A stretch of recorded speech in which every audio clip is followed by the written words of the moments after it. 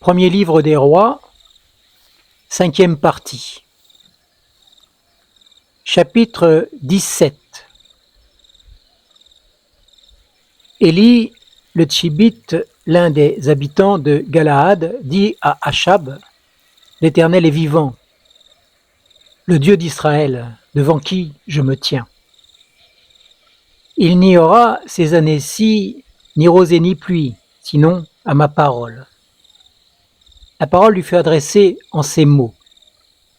« Pars d'ici, dirige-toi vers l'est et cache-toi près du torrent de Kérit, qui est en face du Jourdain. Tu boiras de l'eau du torrent, et j'ai ordonné aux corbeaux de te nourrir là. » Il partit et agit selon la parole de l'Éternel, et alla s'établir près du torrent de Kérit, qui est en face du Jourdain. Les corbeaux lui apportaient du pain et de la viande le matin, et du pain et de la viande le soir, et il buvait de l'eau du torrent. Mais au bout d'un certain temps, le torrent fut à sec, car il n'y avait plus de pluie dans le pays. Alors la parole de l'Éternel lui fut adressée en ces mots, « Lève-toi, va à Sarepta, qui appartient à Sidon, reste-y. Voici que j'y ai ordonné à une veuve de te nourrir. » Il se leva et s'en alla à Sarepta. Comme il arrivait à l'entrée de la ville, voici qu'il y avait là une veuve qui ramassait du bois. Il l'appela et dit, « Va me chercher, je te prie, un peu d'eau dans un récipient afin que je boive. » Elle alla en chercher. Il l'appela de nouveau et dit, « Va me chercher, je te prie, un morceau de pain dans ta maison. » Elle répondit, « L'Éternel ton Dieu est vivant. Je n'ai rien de cuit. Je n'ai qu'une poignée de farine dans un pot et un peu d'huile dans une cruche. Me voici en train de ramasser 2 morceaux de bois. Puis je rentrerai et je préparerai cela pour moi et pour mon fils. Nous mangerons, après quoi nous mourrons. » Élie lui dit, « Sois sans crainte, rentre, fais comme tu l'as dit. Seulement, prépare-moi d'abord avec cela un petit gâteau et tu me l'apporteras. Tu en feras ensuite pour toi et pour ton fils. Car ainsi parle l'Éternel, le Dieu d'Israël. Le pot de farine ne s'épuisera pas et la cruche d'huile ne se videra pas, jusqu'au jour où l'Éternel enverra la pluie sur la surface du sol. » Elle alla faire selon la parole d'Élie, et pendant longtemps elle eut de quoi manger, elle et sa famille, ainsi que lui. Le pot de farine ne s'épuisa pas, et la cruche d'huile ne se vida pas, selon la parole que l'Éternel avait dite par l'intermédiaire d'Élie. Après ces événements, le fils de la femme, maîtresse de la maison, tomba malade.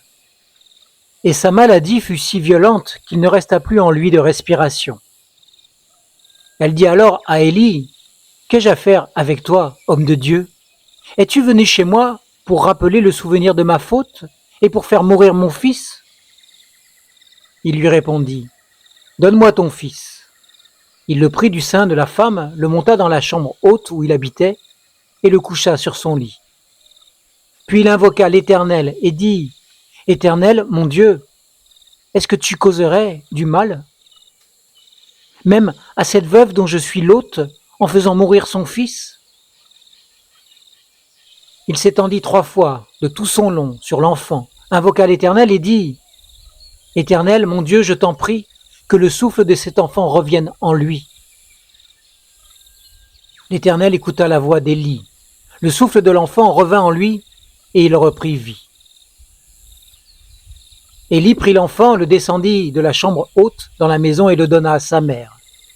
Élie dit, « Vois, ton fils est vivant. » La femme dit à Élie, « Maintenant je reconnais que tu es un homme de Dieu et que la parole de l'Éternel dans ta bouche est vérité. » Chapitre 18. Bien des jours s'écoulèrent et la parole de l'Éternel fut adressée à Élie la 3e année en ces termes. « Va te présenter devant Achab et j'enverrai de la pluie sur la surface du sol. » Élie alla se présenter devant Achab. La famine était intense à Samarie. Achab fit appeler Abdias préposé à sa maison. Or Abdias craignait beaucoup l'Éternel. Lorsque Jézabel massacrait les prophètes de l'Éternel, Abdias avait pris 100 prophètes les avait cachés 50 par 50 dans une caverne et les avait nourris de pain et d'eau. Achab dit à Abias, « Va par le pays, vers tous les points d'eau et vers tous les torrents. Peut-être se trouvera-t-il de l'herbe, de sorte que nous garderons vivants les chevaux et les mulets, nous n'aurons pas besoin d'abattre du bétail. » Ils se partagèrent le pays pour le traverser. Achab alla seul par un chemin, et Abias alla seul par un autre chemin. Comme Abias était en chemin, voici qu'Élie le rencontra. Abias le reconnut, tomba la face contre terre et dit, « Est-ce toi, mon seigneur Élie ?» Il lui répondit, « C'est moi. » « Va dire à ton seigneur, voici Élie. » Alors Abias dit, « Quel péché ai-je commis pour que tu livres ton serviteur entre les mains d'Achab pour me faire mourir? L'Éternel ton Dieu est vivant. Il n'est ni nation ni royaume où mon Seigneur ne t'ait envoyé chercher, et quand on disait que tu n'y étais point, il faisait jurer le royaume et la nation que l'on ne t'avait pas trouvé. Et maintenant, toi tu dis, va dire à ton Seigneur, voici Élie. Puis lorsque je t'aurai quitté, l'Esprit de l'Éternel te transportera je ne sais où. J'irai faire mon rapport à Achab qui ne te trouvera pas et qui me tuera. Cependant, ton serviteur craint l'Éternel depuis sa jeunesse. N'a-t-on pas rapporté à mon Seigneur ce que j'ai fait quand Jézabel tuait les prophètes de l'Éternel? J'ai caché 100 prophètes de l'Éternel, 50 par 50 dans une caverne, et je les ai nourris de pain et d'eau. Et toi, tu dis maintenant, va dire à ton Seigneur, voici Élie, il me tuera. Mais Élie dit, l'Éternel des armées devant qui je me tiens est vivant. Aujourd'hui, je me présenterai devant Achab. Abias étant allé à la rencontre d'Achab, lui fit son rapport. Alors Achab se rendit à la rencontre d'Élie. Lorsqu'il aperçut Élie, Achab lui dit, « Est-ce toi qui jettes le trouble en Israël ?» Élie répondit, « Je ne trouble pas Israël, c'est toi au contraire et la maison de ton père, puisque vous avez abandonné les commandements de l'Éternel et que tu t'es rallié au culte des Baals. Envoie maintenant rassembler tout Israël auprès de moi au mont Carmel, ainsi que les 450 prophètes de Baal et les 400 prophètes d'Achéra qui mangent à la table de Jézabel. » Achab envoya ses messagers vers tous les Israélites et rassembla les prophètes au mont Carmel. Alors Élie s'approcha de tout le peuple et dit, « Jusqu'à quand clocherez-vous des deux côtés? Si l'Éternel est Dieu, ralliez-vous à lui. Si c'est Baal, ralliez-vous à lui. » Le peuple ne lui répondit rien. Élie dit au peuple, « Je suis resté moi seul prophète de l'Éternel, et il y a là 450 prophètes de Baal. Que l'on nous donne 2 taureaux, qu'ils choisissent pour eux un taureau, qu'ils le découpent et qu'ils le mettent sur le bois, sans y mettre le feu. Quant à moi, je préparerai l'autre taureau, et je le placerai sur le bois sans y mettre le feu. Puis, invoquez le nom de votre Dieu. J'invoquerai le nom de l'Éternel, le Dieu qui répondra par le feu. C'est celui-là qui sera Dieu. » Tout le peuple répondit, « D'accord. » Élie dit aux prophètes de Baal, « Choisissez pour vous un taureau, préparez-le, les premiers, car vous êtes les plus nombreux. Invoquez le nom de votre Dieu, mais ne mettez pas le feu. » Ils prirent le taureau qu'on leur donna et le préparèrent, et ils invoquèrent le nom de Baal, depuis le matin jusqu'à midi, en disant, « Baal, réponds-nous. » Mais il n'eut ni voix ni réponse, et ils sautaient devant l'autel qu'ils avaient fait. À midi, Élie se moqua d'eux et dit, « Criez à haute voix, puisqu'il est Dieu. Il pense à quelque chose. Où est-il occupé? Où est-il en voyage? Peut-être qu'il dort et qu'il se réveillera. » Et ils crièrent à pleine voix, et ils se firent selon leur coutume des incisions avec des épées et des lances jusqu'à ce que le sang coule sur eux. Lorsque midi fut passé, ils prophétisèrent jusqu'au moment de la présentation de l'offrande. Mais il n'eut ni voix, ni réponse, ni signe d'attention. Élie dit alors à tout le peuple, « Approchez-vous de moi. » Tout le peuple s'approcha de lui. Alors Élie rétablit l'autel de l'Éternel qui avait été renversé. Élie prit 12 pierres, d'après le nombre des tribus des fils de Jacob, à qui la parole de l'Éternel avait été adressée en ces termes. Israël sera ton nom. Il bâtit avec ces pierres un autel au nom de l'Éternel. Il fit autour de l'autel un fossé de la capacité de 2 mesures de semences. Il arrangea le bois, découpa le taureau et le mit sur le bois. Puis il dit, remplissez d'eau 4 cruches et versez-les sur l'holocauste et sur le bois. Il dit, faites-le une seconde fois. Et ils le firent une seconde fois. Il dit, faites-le une 3e fois. Et ils le firent une 3e fois. L'eau coula autour de l'autel et l'on remplit aussi d'eau le fossé. Au moment de la présentation de l'offrande, le prophète Élie s'avança et dit, Éternel, Dieu d'Abraham, d'Isaac et d'Israël, que l'on reconnaisse aujourd'hui que c'est toi qui es Dieu en Israël, que je suis ton serviteur et que j'ai fait toutes ces choses par ta parole. Réponds-moi, Éternel, réponds-moi, afin que ce peuple reconnaisse que c'est toi, Éternel, qui es Dieu, et que c'est toi qui ramènes leur cœur. Alors le feu de l'Éternel tomba, il consuma l'holocauste, le bois, les pierres et la terre, et il absorba l'eau qui était dans le fossé. Quand tout le peuple vit cela, ils tombèrent la face contre terre et dirent, c'est l'Éternel qui est Dieu, c'est l'Éternel qui est Dieu. Élie leur dit, saisissez les prophètes de Baal, qu'aucun d'eux n'échappe. Ils les saisirent. Élie les fait descendre au torrent de Kishon, où il les égorgea. Élie dit à Achab, monte, mange et bois, car ce grondement, c'est la pluie. Achab monta pour manger et pour boire, mais Élie monta au sommet du Carmel, et se courbant contre terre, il mit son visage entre ses genoux. Et dit à son jeune serviteur, monte donc, regarde du côté de la mer. Celui-ci monta, il regarda et dit, il n'y a rien. Élie dit, 7 fois, retourne. À la 7e fois, il dit, voici un petit nuage qui s'élève de la mer, il est comme la paume de la main d'un homme. Élie dit, monte dira Achab, attelle et redescend, afin que la pluie ne t'arrête pas. De toutes parts, le ciel devint noir de nuages, le vent se leva et il y eut une forte pluie.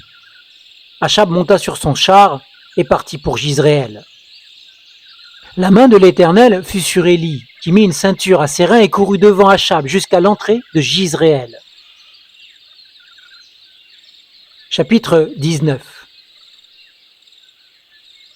Achab rapporta à Jézabel tout ce qu'avait fait Élie et comment il avait tué par l'épée tous les prophètes. Jézabel envoya un messager à Élie pour lui dire « Que les dieux me fassent ceci et qu'il ajoute encore cela si demain, à cette heure, je ne fais pas de ta vie ce que tu as fait de la vie de chacun d'eux. » Élie, voyant cela, se leva et s'en alla pour sauver sa vie. Il arriva à Beersheba, qui appartient à Juda, et il y laissa son jeune serviteur. Quant à lui, il alla dans le désert à une journée de marche. Il s'assit sous un genêt et demanda la mort en disant « C'en est trop. Maintenant, Éternel, prends ma vie, car je ne suis pas meilleur que mes pères. » Il se coucha et s'endormit sous un genêt. Or voici un ange le toucha et lui dit « Lève-toi, mange. »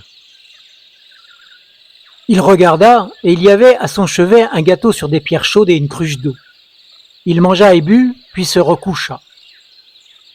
L'Éternel vint une seconde fois, le toucha et dit « Lève-toi, mange, car le chemin serait trop long pour toi. » Il se leva, mangea et but. Avec la force que lui donna cette nourriture, il marcha 40 jours et 40 nuits jusqu'à la montagne de Dieu à Horeb. Là-bas, il entra dans la grotte et y passa la nuit. Or voici que la parole de l'Éternel lui fut adressée en ces mots. « Que fais-tu ici, Élie ?» Il répondit, « J'ai déployé mon zèle pour l'Éternel, le Dieu des armées, car les Israélites ont abandonné ton alliance, ils ont renversé tes autels, ils ont tué par l'épée tes prophètes. Je suis resté moi seul, et il cherche à prendre ma vie. L'Éternel dit, sors et tiens-toi sur la montagne devant l'Éternel. Et voici que l'Éternel passa. Un grand vent violent déchirait les montagnes et brisait les rochers devant l'Éternel. L'Éternel n'était pas dans le vent. Après le vent, ce fut un tremblement de terre. L'Éternel n'était pas dans le tremblement de terre. Après le tremblement de terre, un feu. L'Éternel n'était pas dans le feu. Enfin, après le feu, un son doux et subtil. Quand Élie l'entendit, il s'enveloppa le village de son manteau, il sortit et se tint à l'entrée de la grotte. Or voici qu'une voix lui dit, « Que fais-tu ici, Élie » Il répondit, « J'ai déployé mon zèle pour l'Éternel, le Dieu des armées, car les Israélites ont abandonné ton alliance, ils ont renversé tes autels, ils ont tué par l'épée tes prophètes. Je suis resté, moi seul, et ils cherchent à prendre ma vie. » L'Éternel lui dit, « Va, reprends ton chemin par le désert jusqu'à Damas. Quand tu seras arrivé, tu donneras l'onction à Azazel comme roi de Syrie. Tu donneras l'onction à Jéhu, fils de Nimshi, comme roi d'Israël. Et tu donneras l'onction à Élisée, fils de Shaphat, d'Abel Méhola, comme prophète à ta place. Il arrivera que celui qui échappera de l'épée de Azazel, Jéhu le fera mourir, et celui qui échappera à l'épée de Jéhu, Élisée le fera mourir. Mais je laisserai en Israël 7000 hommes, tous ceux qui n'ont pas fléchi les genoux devant Baal et dont la bouche ne l'a pas baisé. Élie partit de là et trouva Élisée, fils de Shaphat, qui labourait. Il avait devant lui 12 paires de bœufs, et il était avec la 12e. Élie passa près de lui et jeta son manteau sur lui. Élisée abandonna ses bœufs, courut derrière Élie et dit, « Je vais embrasser mon père et ma mère, et je te suivrai. » Élie lui répondit, « Va et reviens à cause de ce que je t'ai fait. » Après s'être éloigné d'Élie, il revint prendre une paire de bœufs qu'il offrit en sacrifice avec l'attelage des bœufs. Il fit cuire leur chair et la donna à manger au peuple. Puis il se leva, suivit Élie et fut à son service. Chapitre 20. Ben-Hadad, roi de Syrie, rassembla toute son armée. Il avait avec lui 32 rois, des chevaux et des chars. Il monta, mit le siège devant Samarie et l'attaqua. Il envoya dans la ville des messagers à Achab, roi d'Israël. Il lui fit dire, « Ainsi parle Ben-Hadad. Ton argent et ton or sont à moi, tes femmes et tes fils les plus beaux sont à moi. » Le roi d'Israël répondit, « Mon seigneur le roi, selon ta parole, je suis à toi avec tout ce que j'ai. » Les messagers revinrent et dirent, « Ainsi parle Ben-Hadad. Je t'ai envoyé dire, tu me livreras ton argent et ton or, tes femmes et tes fils. J'enverrai donc demain, à cette heure, mes serviteurs chez toi. Ils fouilleront ta maison et les maisons de tes serviteurs. Ils monteront la main sur tout ce qui a de la valeur à tes yeux, et ils le prendront. » Le roi d'Israël appela tous les anciens du pays et dit, « Reconnaissez et voyez que cet homme nous veut du mal, car il a envoyé demander mes femmes et mes fils, mon argent et mon or, et je ne lui avais pas refusé. » Tous les anciens et tout le peuple dirent à Achab, « Ne l'écoute pas et ne consens pas. » Il dit alors au messager de Ben-Hadad, « Dites à mon seigneur le roi, je ferai tout ce que tu as envoyé demander à ton serviteur la première fois. Mais ce que tu me dis là, je ne peux l'exécuter. » Les messagers s'en allèrent et lui apportèrent la réponse. Ben-Hadad envoya dire à Achab, « Que les dieux me fassent ceci et qu'ils ajoutent encore cela. Si la poussière de Samarie suffit pour remplir le creux de la main de tout le peuple qui est sur mes pas. » Mais le roi d'Israël répondit en ces mots, « Dites-lui que celui qui revêt une armure ne se félicite pas comme celui qui la dépose. » Lorsque Ben-Hadad entendit cette parole, il était en train de boire avec les rois sous les tentes. Il dit à ses serviteurs, « À vos postes !» Et ils se postèrent face à la ville. Mais voici qu'un prophète s'approcha d'Achab, roi d'Israël, et dit, « Vois-tu toute cette grande multitude? Je vais la livrer aujourd'hui entre tes mains, et tu reconnaîtras que je suis l'Éternel. » Achab dit, « Par qui ?» Et il répondit, « Ainsi parle l'Éternel, par les recrues des chefs des provinces. » Achab dit, « Qui engagera le combat ?» Et il répondit, « Toi. » Alors Achab passa en revue les recrues des chefs des provinces, et il s'en trouva 232. Et après eux, il passa en revue tout le peuple des Israélites, et ils étaient 7000. Ils firent une sortie à midi. Ben-Hadad buvait comme un ivrogne sous les tentes avec les 32 rois venus à son aide. Les recrues, chefs des provinces, sortirent les premiers. Ben-Hadad envoya aux nouvelles, et on lui fit ce rapport. Des hommes sont sortis de Samarie. Il dit, « S'ils sortent pour la paix, saisissez-les vivants, et s'ils sortent pour le combat, saisissez-les vivants. » Les recrues des chefs de province et l'armée qui suivaient sortirent de la ville. Ils frappèrent chacun son homme, et les Syriens prirent la fuite. Israël les poursuivit. Ben-Hadad, roi de Syrie, s'échappa sur un cheval avec des cavaliers. Le roi d'Israël sortit, frappa les chevaux et les chars et fit éprouver aux Syriens une grande défaite. Alors le prophète s'approcha du roi d'Israël et lui dit, « Va, fortifie-toi, reconnais et vois ce que tu as à faire, car l'année prochaine, le roi de Syrie montera contre toi. » Les serviteurs du roi de Syrie lui dirent, « Leur Dieu est un Dieu des montagnes, c'est pourquoi ils ont été plus forts que nous. Combattons-les plutôt dans la plaine, on verra bien si nous ne serons pas plus forts qu'eux. Faites encore ceci. Écarte chacun des rois de son poste et remplace-les par des gouverneurs. Toi-même, forme-toi une armée pareille à celle que tu as perdue, cheval pour cheval et char pour char.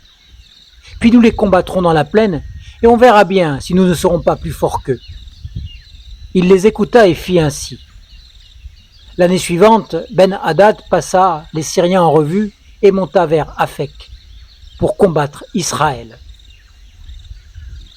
Les Israélites furent aussi passés en revue. Ils reçurent des vivres et marchèrent à leur rencontre. Les Israélites campèrent vis-à-vis d'eux, semblables à 2 petits troupeaux de chèvres, tandis que les Syriens remplissaient le pays. L'homme de Dieu s'approcha et dit au roi d'Israël, « Ainsi parle l'Éternel. Parce que les Syriens ont dit, « L'Éternel est un Dieu des montagnes et non un Dieu des vallées, je livrerai toute cette grande multitude entre tes mains et vous reconnaîtrez que je suis l'Éternel. » Ils campèrent 7 jours, les uns en face des autres. Le 7e jour, le combat s'engagea et les Israélites abattirent aux Syriens 100 000 hommes de pied en un jour. Le reste s'enfuit à la ville d'Aphek, et la muraille tomba sur 27 000 hommes qui restaient. Ben-Hadad s'enfuit, il arriva dans la ville où il allait de chambre en chambre. Ses serviteurs lui dirent, « Voici que nous avons appris que les rois de la maison d'Israël sont des rois pleins de bienveillance. Allons, mettre des sacs sur nos reins et des cordes à notre tête, et nous sortirons vers le roi d'Israël. Peut-être qu'il te laissera la vie. » Ils s'enroulèrent de sacs autour des reins et de cordes autour de la tête et vinrent auprès du roi d'Israël. Ils dirent, « Ton serviteur Ben-Hadad dit, « Laisse-moi la vie. » Achab répondit, « Est-il encore vivant? Il est mon frère. » Ces hommes tirèrent de là un bon augure et se hâtèrent de le prendre au mot et de dire, « Ben-Hadad est ton frère. » Il dit, « Allez, amenez-le. » Ben-Hadad sortit vers lui et Achab le fit monter sur le char royal. Ben-Hadad lui dit, « Je te rendrai les villes que mon père a prises à ton père, et tu auras des comptoirs à Damas, comme mon père en avait à Samarie. Et moi, reprit Achab, je te laisserai repartir avec une alliance. » Il conclut une alliance avec lui et le laissa repartir. L'un des fils des prophètes dit à son compagnon de la part de l'Éternel, « Frappe-moi donc. » Mais cet homme refusa de le frapper. Alors il lui dit, « Parce que tu n'as pas écouté la voix de l'Éternel, voici. Quand tu m'auras quitté, le lion te frappera. » Or quand il l'eut quitté, le lion l'attrapa et le frappa. Il trouva un autre homme et dit, « Frappe-moi donc. » Cet homme le frappa et le blessa. Le prophète alla se tenir sur le chemin du roi. Il s'était masqué avec un bandeau sur les yeux. Lorsque le roi passa, il cria vers lui et dit « Ton serviteur était engagé au milieu du combat, et voici qu'un homme s'écarte et m'amène un homme en disant « Garde cet homme, il s'est porté manquant, ta vie répondra de sa vie, ou tu paieras un talent d'argent. » Pendant que ton serviteur était en action, ça et là, l'homme a disparu. Le roi d'Israël lui dit « C'est là ton jugement, tu l'as prononcé toi-même. » Aussitôt le prophète écarta le bandeau de ses yeux, et le roi d'Israël le reconnut pour l'un des prophètes. Il dit alors au roi « Ainsi parle l'Éternel.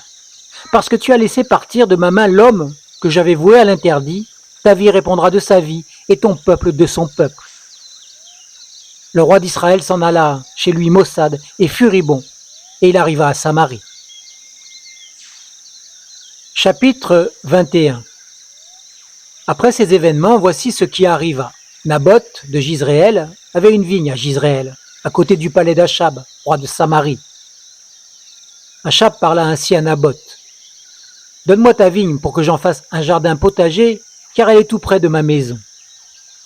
Je te donnerai à la place une vigne meilleure, ou, si cela te convient, je te paierai la valeur en argent. » Mais Naboth répondit à Achab, « Que l'Éternel me garde de te donner l'héritage de mes pères. » Achab rentra chez lui, maussade et furibond, à cause de cette parole que lui avait dit Naboth de Jizréel.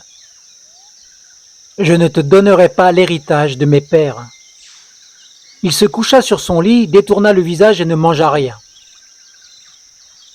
Sa femme Jézabel s'approcha de lui et lui dit « Pourquoi as-tu l'esprit maussade et ne manges-tu point ?» Il répondit « J'ai parlé à Naboth de Jizréel et je lui ai dit « Donne-moi ta vigne pour de l'argent, ou si tu veux, je te donnerai une autre vigne à la place. » Mais il a dit « Je ne te donnerai pas ma vigne. » Alors sa femme Jézabel lui dit « Est-ce bien toi maintenant qui exerces la royauté sur Israël ? Lève-toi, mange de bon cœur. Moi, je te donnerai la vigne de Naboth de Jizréel. » Elle écrivit alors au nom d'Achab des lettres qu'elle scella du sceau d'Achab. Elle envoya ces lettres aux anciens et aux magistrats qui habitaient avec Naboth dans sa ville. Elle écrivit des lettres en ces termes « Proclamez un jeûne, faites asseoir Naboth à la tête du peuple et faites asseoir en face de lui deux vauriens qui témoigneront ainsi contre lui. Tu as maudit Dieu et le roi, puis menez-le dehors, lapidez-le et qu'il meure. » Les gens de la ville de Naboth, les anciens et les magistrats qui habitaient dans la ville, agirent comme Jézabel le leur avait envoyé dire, d'après ce qui était écrit dans les lettres qu'elle leur avait envoyées. Ils proclamèrent un jeûne et firent asseoir Naboth à la tête du peuple. Les deux vauriens vinrent s'asseoir en face de lui, et ces vauriens portèrent ce témoignage devant le peuple contre Naboth. Naboth a maudit Dieu et le roi. Alors ils le menèrent hors de la ville, ils le lapidèrent et il mourut. Ils envoyaient dire à Jézabel, Naboth a été lapidé et il est mort.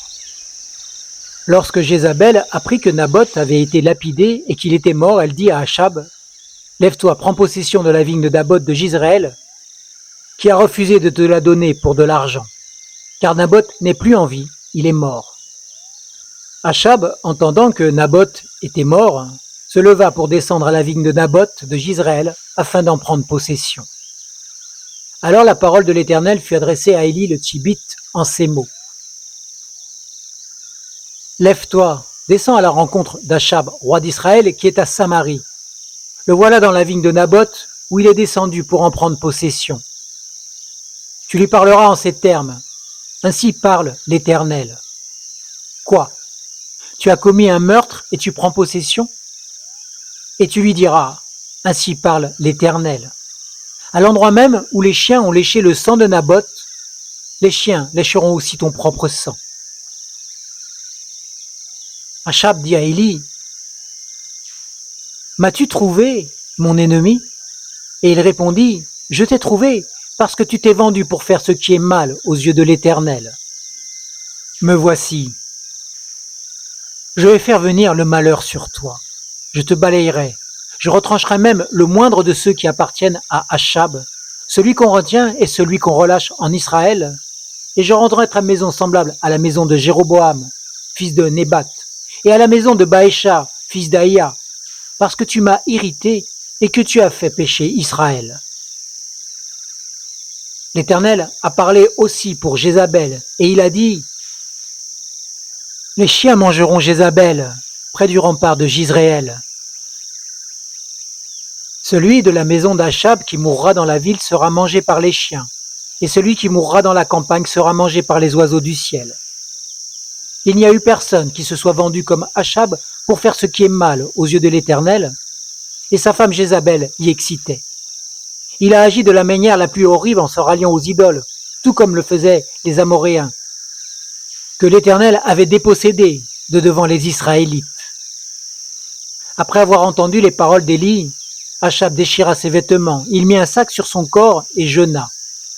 Il couchait avec ce sac et marchait lentement. La parole de l'Éternel fut adressée à Élie, le Tishbite, en ces mots. As-tu vu comment Achab s'est humilié devant moi? Parce qu'il s'est humilié devant moi, je ne ferai pas venir le malheur pendant sa vie. Ce sera pendant la vie de son fils que je ferai venir le malheur sur sa maison. Chapitre 22. On resta 3 ans sans guerre entre la Syrie et Israël. La 3e année, Josaphat, roi de Juda, descendit auprès du roi d'Israël. Le roi d'Israël dit à ses serviteurs, « Savez-vous que Ramoth en Galaad est à nous? Et pourtant nous hésitons à la reprendre des mains du roi de Syrie. » Il dit à Josaphat, « Iras-tu au combat avec moi contre Ramoth en Galaad ?» Josaphat répondit au roi d'Israël, « Oui, moi comme toi, mon peuple comme ton peuple, mes chevaux comme tes chevaux. » Puis Josaphat dit au roi d'Israël, « Consulte maintenant, je te prie, la parole de l'Éternel. » Le roi d'Israël rassembla les prophètes au nombre d'environ 400 et leur dit, « Irai-je au combat contre Ramoth en Galaad, ou dois-je m'en abstenir ?» Ils répondirent, « Monte, et le Seigneur la livrera entre les mains du roi. » Mais Josaphat dit, « N'y a-t-il plus ici aucun prophète de l'Éternel par qui nous puissions le consulter ?» Le roi d'Israël répondit à Josaphat, « Il n'y a plus qu'un seul homme par qui l'on pourrait consulter l'Éternel, mais je le déteste, car il ne prophétise rien de bon sur moi, mais seulement du mal. C'est Michée, fils de Yimla. » Josaphat dit, « Que le roi ne parle pas ainsi. » Alors le roi d'Israël appela un eunuque et dit, « Fais venir tout de suite Michée, fils de Yimla. » Le roi d'Israël et Josaphat, roi de Juda, siégeaient chacun sur son trône, revêtus de leurs habits royaux, sur l'aire à l'entrée de la porte de Samarie. Et tous les prophètes prophétisaient devant eux. Sédécias, fils de Kéhana, s'était fait des cornes de fer et dit, « Ainsi parle l'Éternel. Avec cela tu donneras des coups aux Syriens jusqu'à leur extermination. » Tous les prophètes prophétisaient de même en disant, « Monte à Ramoth, en Galaad, tu auras du succès, et l'Éternel la livrera entre les mains du roi. » Le messager qui était allé appeler Michée lui parla ainsi. « Voici que les prophètes sont unanimes pour dire du bien au roi. Que ta parole s'accorde avec la leur, tu diras du bien. » Michée répondit, « L'Éternel est vivant. Ce que l'Éternel me dira, je l'annoncerai. » Lorsqu'il fut arrivé auprès du roi, le roi lui dit, « Michée, irons-nous au combat contre Ramoth en Galaad ou devons-nous nous en abstenir ?»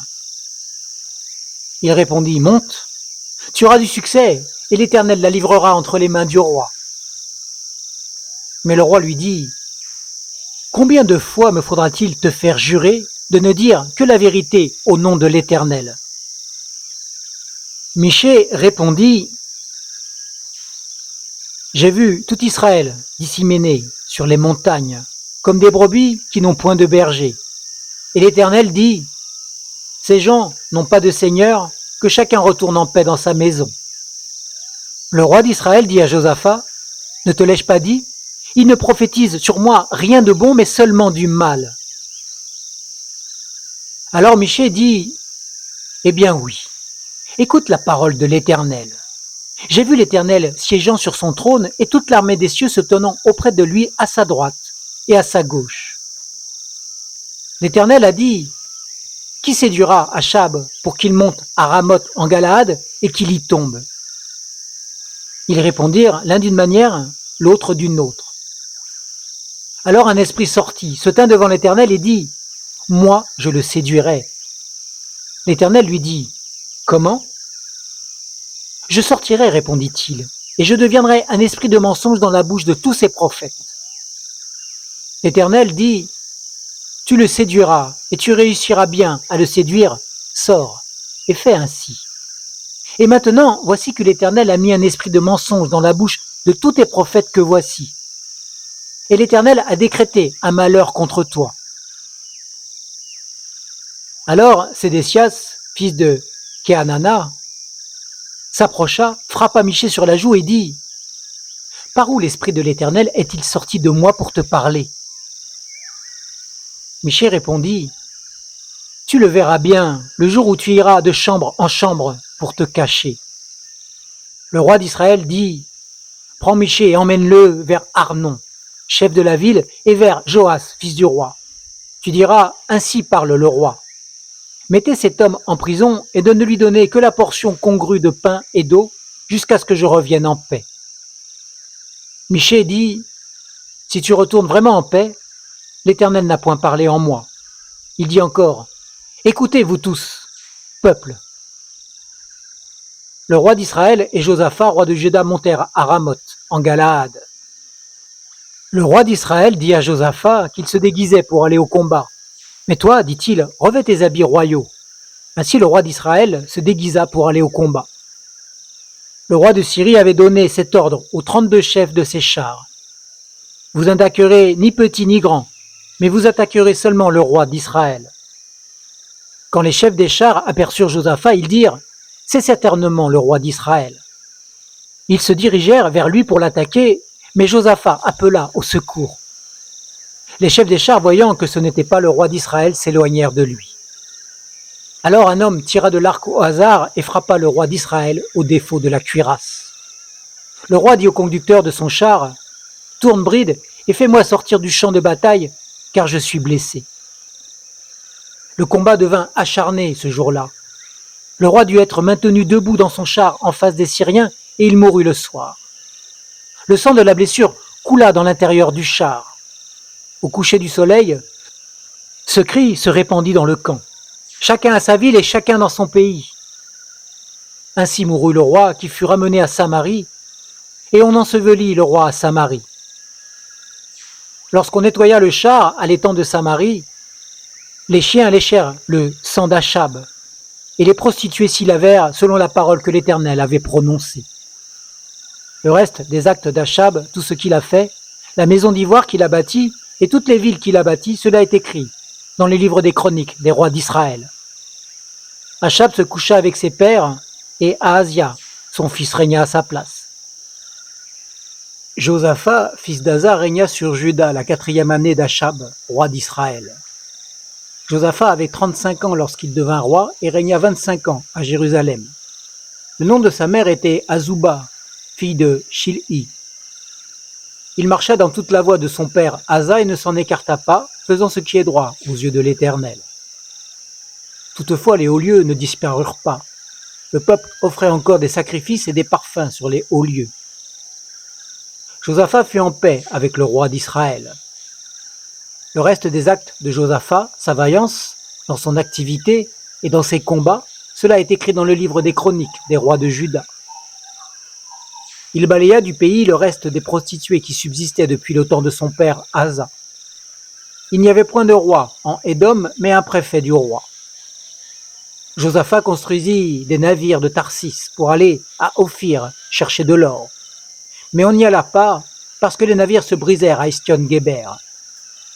Alors, Ahazia, fils d'Achab, dit à Josaphat, « Que mes serviteurs aillent avec les tiens sur des navires. » Mais Josaphat ne voulut pas. Josaphat se coucha avec ses pères et fut enseveli avec ses pères dans la cité de David, son père. Son fils Joram régna à sa place. Ahazia, fils d'Achab, régna sur Israël, à Samarie, la 17e année de Josaphat, roi de Juda. Il régna 2 ans sur Israël. Il fit ce qui est mal aux yeux de l'Éternel, et il marcha dans la voie de son père, dans la voie de sa mère, et dans la voie de Jéroboam, fils de Nébat, qui avait fait pécher Israël. Il rendit un culte à Baalal, se prosterna devant lui, il irrita l'Éternel, le Dieu d'Israël, tout comme avait fait son père. Fin du premier livre des rois.